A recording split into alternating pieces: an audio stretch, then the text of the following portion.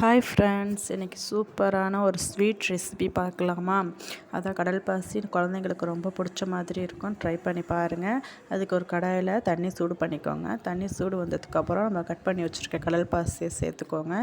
கடல் பாசி வந்து நல்லா கரையிட்டோம். கரையிற வரைக்கும் வெயிட் பண்ணுங்கள். நல்லா கரைஞ்சதுக்கப்புறம் நம்ம ஏற்கனவே சூடு பண்ணி வச்சுருக்க பால் இருக்குது இல்லைங்களா, அதை அதில் ஆட் பண்ணிக்கோங்க. நல்லா மிக்ஸ் பண்ணிவிட்டு அதில் வந்து தேவைக்கேற்ப சுகர் ஆட் பண்ணிக்கோங்க. சுகரையும் சேர்த்து நல்லா மிக்ஸ் பண்ணிவிட்டு ஒரு பிளேட்டில் அந்த மிக்ஸை வந்து கலந்துக்கோங்க.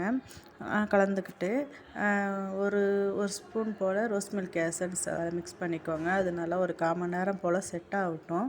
நல்லா செட் ஆனதுக்கப்புறம் நம்ம மீதி வச்சுருக்கோம் இல்லையா, அதையும் அதில் வந்து கலந்துக்கோங்க.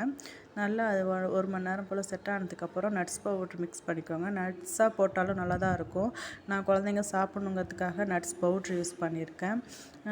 அதுக்கப்புறம் நல்லா ஒரு மணி நேரம் கழித்து கட் பண்ணுங்கள். நல்லா சூப்பராக கலர்ஃபுல்லாக டேஸ்ட்டாக இருக்கும். குழந்தைங்க பார்க்கவும் நல்லா விரும்பி சாப்பிடுவாங்க. டேஸ்ட் பண்ணி பாருங்கள், ட்ரை பண்ணி பாருங்கள். தேங்க்யூ.